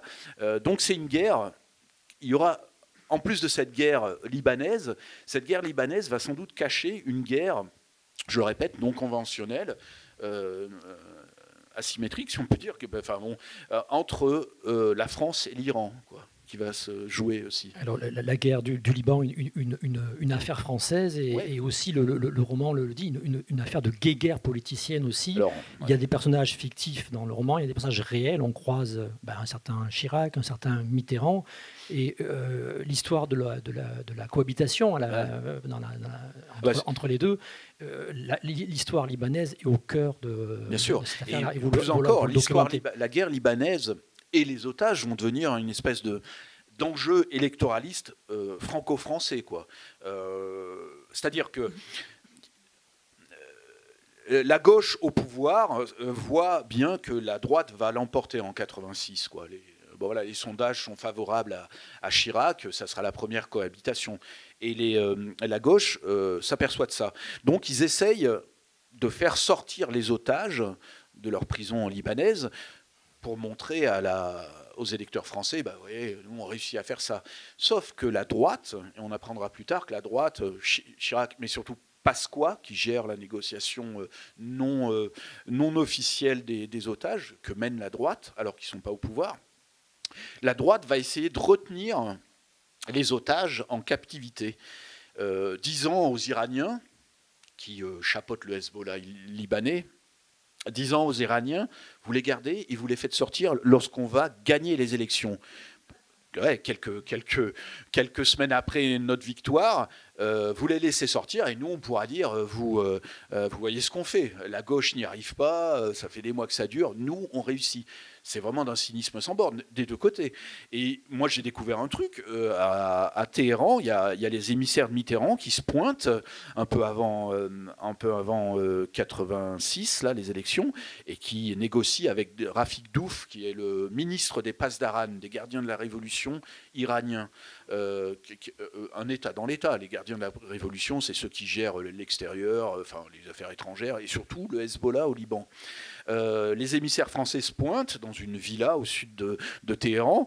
Ça se passe bien, bonne discussion, on boit du thé, tout ça, on rigole. Et puis on va peut-être faire sortir, Rafik Douf, le ministre, dit on va sans doute faire sortir peut-être 2-3 otages, ça commence comme ça. Et puis au fil des discussions, on voit bien un truc qui se passe, c'est qu'il y a un conseiller du ministre qui lui parle à l'oreille, qui sort de la pièce, un quart d'heure, qui revient, qui lui reparle à l'oreille et tout ça. Et les discussions commencent à se tendre. Et au bout d'un moment, de ce va-et-vient, de ce conseiller, le ministre dit, bon, ça mène à rien, on arrête. Retournez à l'aéroport, on vous accompagne à l'aéroport, repartir en France, on réussira à rien. Les émissaires de Mitterrand disent, mais ça va, mais qu'est-ce qui se passe, monsieur le ministre? Vous nous avez parlé peut-être de 3 otages qui allaient sortir et tout ça. Qu'est-ce qui s'est passé? Non, ça mène à rien. Et puis, il fait raccompagner les émissaires de la gauche française, comme ça, qui se retrouvent dans leur avion, direction Paris, en se disant, mais qu'est-ce qui s'est passé? On s'apercevra plus tard que dans la pièce à côté, là, il y avait les émissaires de Pasqua, Chirac, donc, qui faisaient monter les enchères. Et c'était le conseiller du ministre qui faisait des allers-retours, qui disait la gauche française vient de nous proposer 250 millions de dollars sur le milliard. Qu'est-ce que vous en dites? Les Pasquoiens, enfin les Chiraciens disent non, nous on va vous filer 500 millions de dollars et puis on vous vendra des armes ou plus d'armes. Et donc ils faisaient monter les enchères comme ça. Alors, et il s'est trouvé qu'à un moment, les Iraniens, ils se sont dit, c'est plus intéressant la droite quand même, ils sont plus que la gauche, donc on ne fait pas sortir les otages. C'est d'un cynisme absolu. Enfin, c'est cynique, certes, bon, et puis c'est très visuel, je veux dire, on imaginerait bien un film qui fait voir ce truc. Ça s'est vraiment passé, c'est assez dingue. Et alors, il ne faut pas oublier qu'il y a Michel Sora, donc, qui est mort dans les prisons du Hezbollah, que peut-être la guerre a duré plus longtemps aussi pour cette histoire, d'une certaine manière. Donc, il y a une responsabilité de la France également, quoi. Il y a une vraie responsabilité de la France, je pense. Et cette histoire libanaise, donc, est aussi une histoire quasi franco-française, quoi. Enfin, et 2 de vos personnages, alors Michel Nada, qu'on a entendu tout à l'heure, hein, le maronite, et qui fait carrière en France auprès du RPR, derrière Charles Pasqua, il devient député de Nice, et Kellerman, donc le diplomate dont on parlait tout à l'heure, qui lui est du côté des Mitterrandiens. Donc ces 2 personnages nous amènent et nous font voyager du Liban, et on assiste avec eux à ces scènes-là. Oui, tout à fait. On est avec eux dans le milieu politique et de la négociation des otages, effectivement. Alors là, je vais faire un coup dur à Julien. On va intervertir un extrait. On va prendre le suivant pour rester justement dans ce lien France-Liban. Et on est dans le 3e tome, hein, parce que c'est Le Soleil et la Lumière. Et on fait un voyage avec des Français, des intellectuels et des artistes français qui vont à Beyrouth. Mitterrand a lancé un appel à la conscience universelle en faveur du Liban. Des intellectuels et des célébrités françaises se sont alors rendus à l'ambassade du Liban à Paris pour demander la nationalité libanaise, afin de partager au moins symboliquement le sort d'un pays qui risque de mourir, ont déclaré ces braves gens. Michel Nada était atterré. Mitterrand qui envoie une armée d'intellectuels au secours du Liban. Encore sortir sous les fusils et les canons ennemis. Encore tenter le diable en rejoignant Babda. Cette fois, sortir à la merci des snipers et des artilleurs qui encerclent le réduit chrétien pour aller accueillir les intellectuels amis du Liban. C'était non seulement dangereux, mais ridicule. Michel Nada était épuisé par la peur. 3 sous-officiers les attendent. Des détonations claquent au loin. Même lui ne sursaute plus. Quelques minutes plus tard, les 2 voitures blindées traversent les quartiers chrétiens déserts, seulement peuplés de soldats et de miliciens fantomatiques, abrités derrière des murailles de sacs de sable ou des véhicules blindés. Le palais de Baabda fait peine à voir. Le hall est jonché de débris, les vitres des fenêtres sont brisées, et seuls des hommes armés et casqués occupent les lieux. C'était un palais présidentiel, c'est un fortin assiégé. Les visiteurs français sont annoncés. Le colonel Nada doit les accueillir. Le chef du renseignement de l'armée, conseiller à la sécurité du président, doit accueillir des écrivains et des chanteurs. Ah, la France, fait Michel Nada, qui reste aux côtés de son frère. Édouard a un hochement de tête d'approbation. Lui non plus ne croit pas que ce cirque va changer quelque chose. Et les voilà, les 6 courageux héros de la liberté. Frédéric Degnaud, Jean d'Ormesson, Daniel Rondeau, Guy Béard, Denis Tillinac et Claude Mauriac, accompagnés de gens de l'ambassade de France et de soldats de la DGSE. Édouard les salue poliment et leur demande de le suivre. L'aéropage, effrayé par la vision dantesque de l'intérieur du palais, emprunte les escaliers où l'on se croise difficilement pour descendre jusqu'à l'abri souterrain. Ils ont l'air embarrassés. Ils voudraient parler, mais les mots semblent leur manquer. La guerre, en vrai, c'est différent des photos de Paris Match. La guerre, en vrai, ça se marie mal avec les chansons et les belles phrases. Nada sent monter en lui une colère qu'il sait injuste. Ces gens ont de bonnes intentions, ils font ce qu'ils peuvent pour aider les chrétiens, mais ils se trompent. Ils se trompent, et une fois repartis, tromperont ceux qui liront leurs émouvants témoignages. Il a envie de les chasser à coups de pied au cul, de les traiter de minables, comme tous les Français, comme tous les Américains. « Il nous faut de l'argent et des armes, des soldats !» murmure-t-il. « Tout va bien, Michel, tout va bien !» lui dit son frère. Dans le bunker, le général Aoun serre chaleureusement la main de ses invités. Des caméras de télévision et des photographes sont présents. La cérémonie de délivrance des passeports libanais va faire la une des journaux, ou peut-être un entrefilet dans la rubrique des chiens écrasés. Grince Nada pour lui-même. Aoun semble satisfait. Il sourit. Les Français sont courtois, ils le félicitent, l'encouragent à ne pas céder à l'armée syrienne qui dispose de 30 000 hommes sur le sol libanais. C'est facile à dire. Édouard lui fait signe. Il le rejoint au fond de la salle d'état-major. « Reste calme, Michel, c'est de la politique, on s'en fiche. » Il doit avoir une sale gueule pour que son frère lui dise ça. Il sort une cigarette et tente de contenir sa colère. « Tu vas devoir les accompagner faire une visite du centre-ville. » Nada manque de s'étouffer avec la fumée de sa cigarette. « Une visite du centre-ville ? Mais... » Édouard lui fait signe de baisser d'un ton. « Oui, moi je suis occupé ici. Toi, tu vas les accompagner place des Martyrs. Le chanteur va chanter quelque chose devant les caméras de télévision. » « Mais tu plaisantes, Édouard ? » ?»« Mais non, c'est de la politique, tu devrais connaître. »« La politique du désastre, oui, dit-il à voix basse. Fais ce que je te demande, c'est notre travail.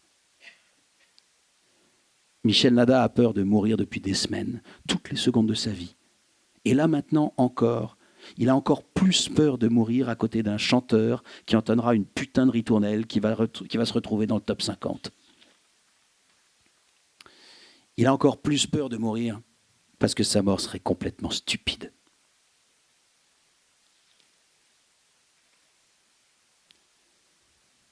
Guy Béard chantait « Liban libre, Liban libre, libre Liban » au milieu des ruines, entouré par des enfants.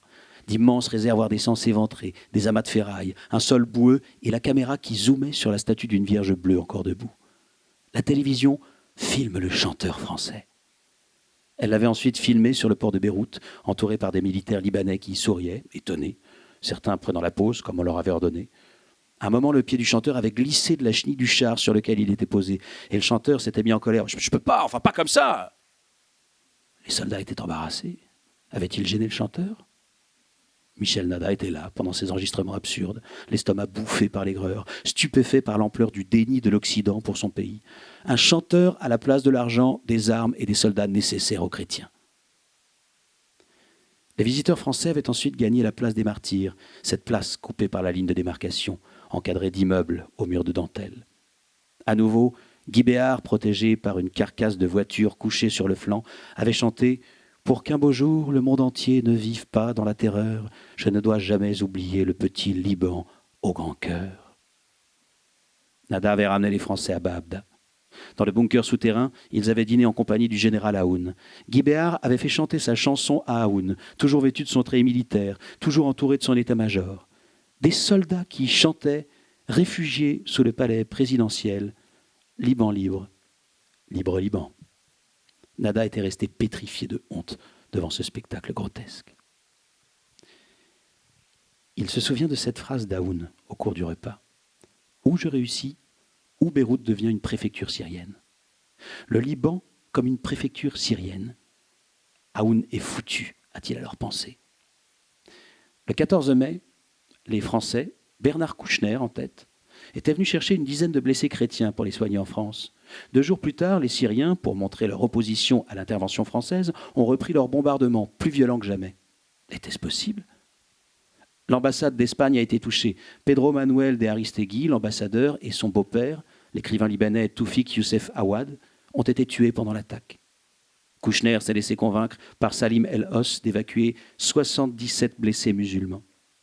Kouchner, le protégé de Mitterrand, Kouchner qui aime tant se voir à la télévision, Kouchner et son droit d'ingérence qui se limite à quelques dizaines de blessés transportés sur un navire-hôpital. En échange, le gouvernement musulman et les Syriens ont accepté qu'un pétrolier ravitaille Beyrouth.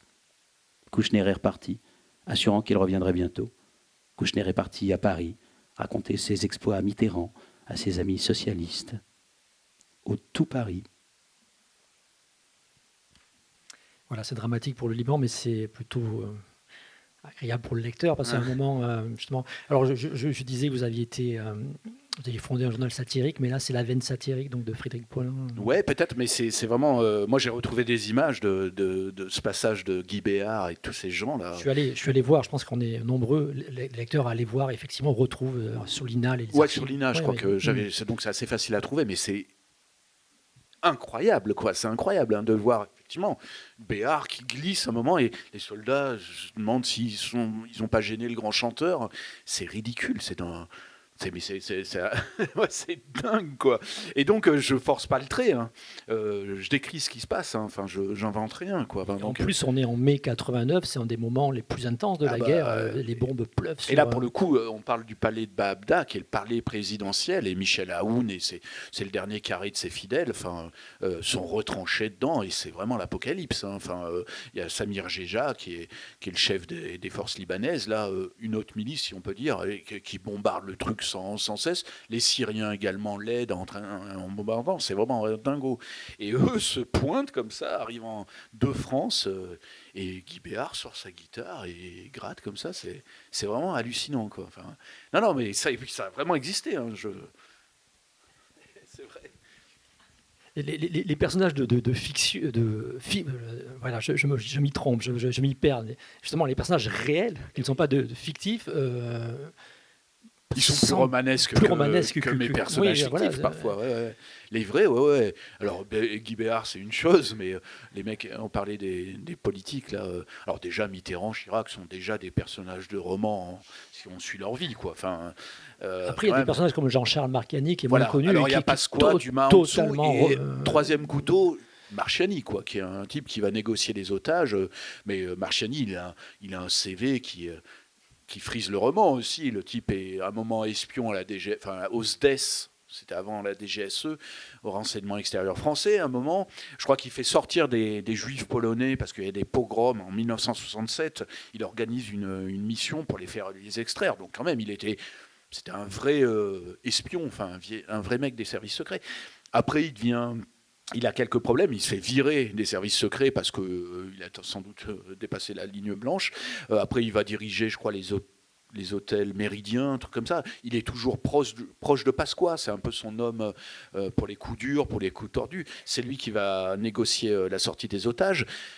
Il va être nommé après, je crois, préfet du Var, et pour finir en prison quelques années après. Enfin, c'est quand même un CV assez particulier. Mais c'est un type que...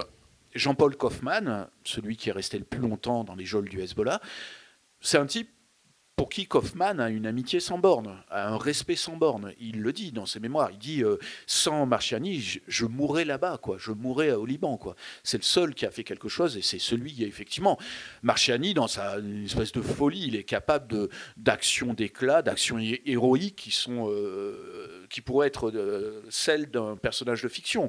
C'est un type qui peut s'opposer à des miliciens dans la banlieue sud. Il se retrouve face à des miliciens chiites qui essayent de, je crois, lui piquer sa montre ou le secouer un peu. Lui, il les repousse, il demande qu'on traduise parce qu'il parle ni l'arabe ni l'anglais, ou quasiment pas d'anglais. Il demande qu'on traduise, et il dit, ouais, dites à ces jeunes gens que si jamais ils nous aient fait le moindre mal, mes amis corses sauront les retrouver, quoi. Dans la banlieue sud. Et alors le mec balance ça, tous ses potes qui sont là, qui parlent arabe, font, ouais, ça va être tendu quand même. Enfin bon, il se trouve qu'il y a des officiers plus âgés qui pigent le truc, qui regardent Marchiani, qui comprennent et qui disent bon, ok, qui disent aux jeunes miliciens allez faire un tour ailleurs, et qui disent à Marchiani non, mais tout va bien, tout va. Et moi, je me suis demandé pourquoi ça les faisait réagir comme ça. Après, je comprends le truc. Il y a une forte diaspora libanaise qui est partie en Afrique, particulièrement les chiites sur la côte ouest de l'Afrique. Et il se trouve que dans cette partie de l'Afrique aussi, il y a la Corse Connection qui a investi. Alors eux, c'était moins dans le commerce de voitures comme les chiites et tout ça, c'était plus dans les cercles de jeu, dans les tripots.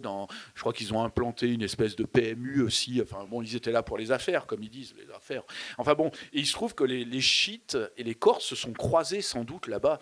Il se peut très bien qu'il y ait des chiites qui avaient conservé leur famille au Liban, qui leur a dit oh, on a des amis corses, c'est pas des tendres et tout ça. Et quand Marchiani balance ça, je pense que les officiers un peu plus âgés savent que peut-être qu'il y a un Corse qui va débarquer de son île, qui va venir leur mettre une balle dans la nuque si jamais ils font du mal dans la banlieue chiite, si jamais ils font des problèmes à Marchiani. Et Marchiani, c'est ce type-là. Marchiani, c'est un type, quand je découvre un peu ce qu'il fait là-bas, et d'ailleurs, l'histoire que je racontais là, sur la négociation des otages dans le sud de Téhéran, là, avec les Chiraquiens et les Mitterrandiens d'un côté du mur, je me demande comment je vais le faire croire au lecteur. C'est la réalité, c'est ce qui s'est passé. Et tout d'un coup, je me pose la question, je me dis, mais est-ce que le lecteur... Alors d'abord, mon éditeur, est-ce qu'il ne risque pas de me dire, Fred, c'est un peu gros ce que tu balances? C'est vrai, il faut que je fasse presque plus croire au lecteur la réalité dans certaines parties de cette histoire que ma fiction propre, quoi.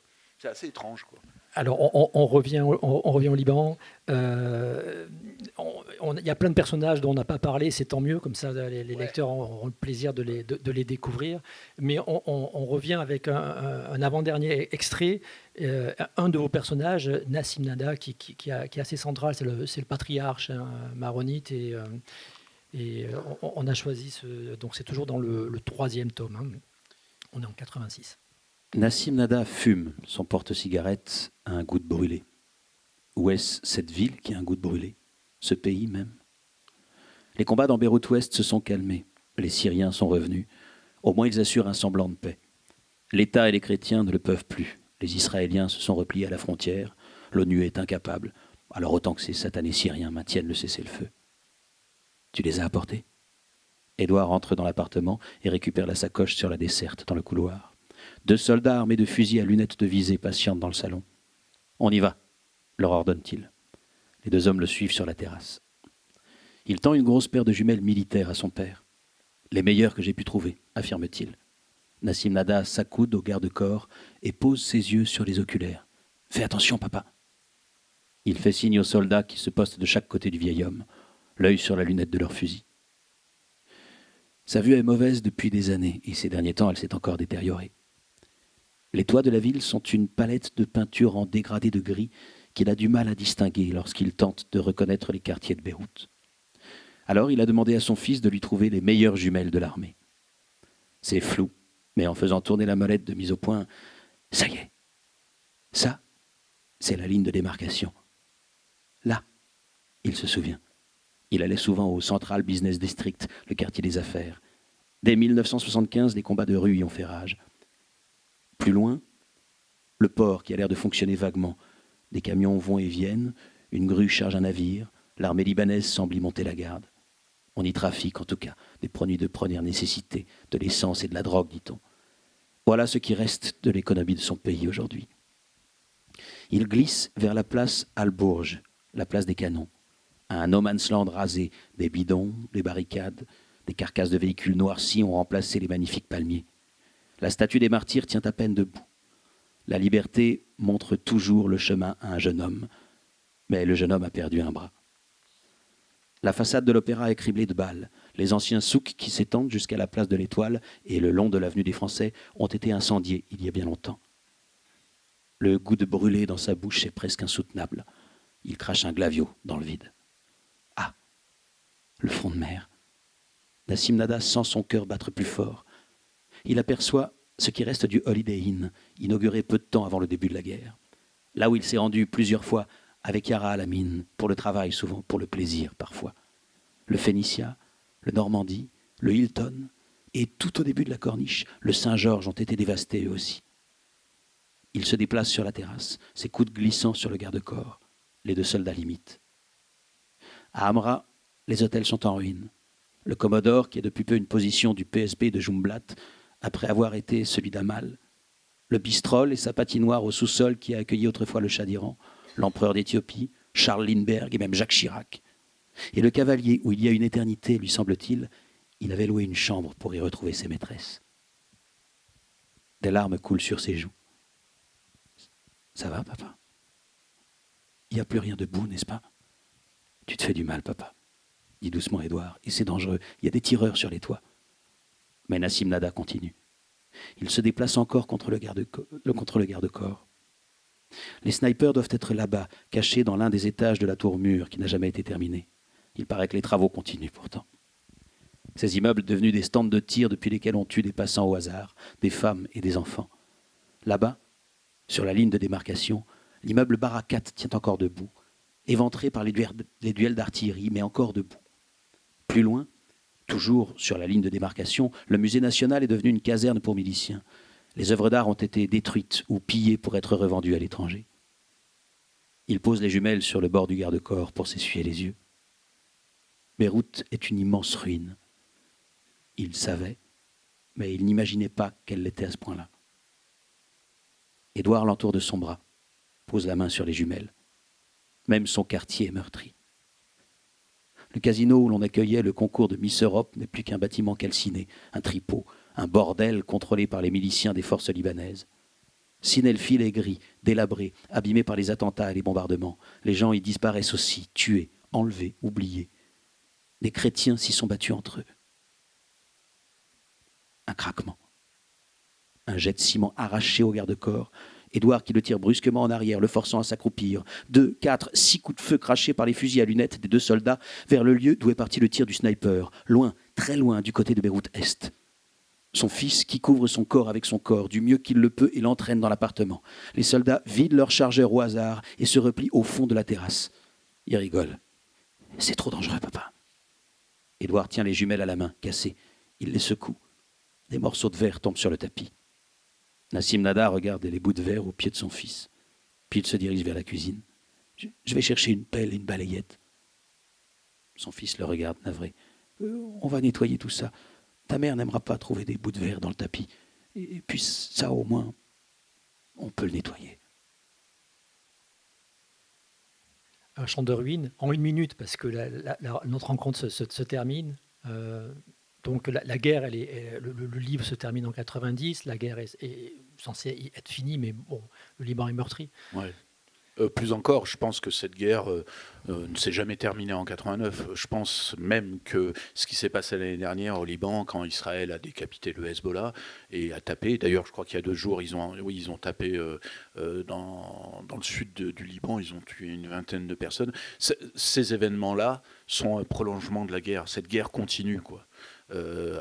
Et l'accord de Taïf, qui est censé, à la fin 1989, terminer cette guerre, quoi, à mon avis, n'est qu'un bout de papier qui n'a jamais servi à rien. Enfin, je pense ça. Je pense que cette guerre s'est continuée et que ça fait 50 ans qu'il y a la guerre au Liban, sous d'autres formes, moins conventionnelles. Effectivement, il n'y a plus des milices, et encore, qui se tirent dessus. Théoriquement, les milices étaient désarmées, sauf celle du Hezbollah. Actuellement, le Hezbollah n'a plus une force de frappe très, très importante après les bombardements israéliens de l'année dernière. Mais néanmoins, il y a des assassinats, il y a surtout un État qui est complètement corrompu et qui est un État failli. Il y a une crise économique sans borne. Il y a eu ce qu'on appelle une pyramide de Ponzi, quoi, au début des années 2000, qui a été fomentée par Rafik Hariri, qui était le Premier ministre et le gouverneur de la Banque du Liban, voilà, qui a ruiné complètement l'économie libanaise. Donc cette guerre continue, sous d'autres formes, mais elle continue, quoi. Et le Liban se trouve toujours à l'épicentre de ce Moyen-Orient qui s'embrase. Donc voilà, la guerre de Taïf, effectivement, je fais finir mon bouquin là-dessus, parce qu'il fallait peut-être la faire finir un moment, même si quasiment les dernières pages sont après la signature de l'accord. Et ce qui arrive à mes personnages à ce moment-là prouve aussi que cette guerre continue, quoi. Frédéric Poulain, merci. Merci à vous. Et on souhaitait faire entendre encore votre écriture avec un dernier extrait. On retrouve Nassim Nada. Au pied de l'immeuble de Sinelfil où il habite, Nassim Nada tire sur son porte-cigarette. 4 phalangistes montent la garde sur le trottoir. Le vieil homme pense. À moi tout seul, comme d'autres dans cette ville dévastée, dans ce pays meurtri, je suis le Liban. Je suis le Liban qui vieillit, qui ne peut plus lutter contre le chaos et la destruction, la passion des hommes, leur folie, leur soif de vengeance. Je suis le Liban abandonné au milieu de la multitude. Je suis le Liban qui a su, il y a des années, il y a longtemps, mélanger ses cultures, ses religions, ses idées politiques. Je suis le Liban qui a aimé ma femme chrétienne et une femme musulmane. Je suis le Liban qui a eu des enfants maronites et un enfant chiite. Je suis le Liban qui a créé une milice, armé mes amis, mes frères, mes fils, lancé des attaques contre les Palestiniens après les avoir reçus chez moi, celui qui a affronté l'étranger syrien après en avoir fait un allié, le chiite, le sunnite et le druze après les avoir acceptés comme voisins.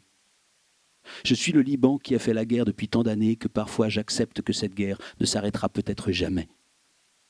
Je suis le Liban qui ne tient plus le compte de ses morts et de ses disparus, de ceux qui ont quitté le pays, de ceux qui ont préféré rester mais vivre cachés.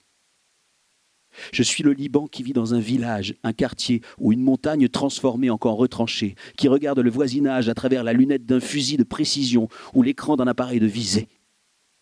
Je suis le Liban qui se souvient avec douleur de l'opulence et de la paix, de l'amour et de l'amitié qu'il croyait à jamais son âme et son destin. Je suis le Liban qui vient d'apprendre qu'un jeune garçon est mort dans la plaine de la Beka, les armes à la main, tué par mes amis juifs.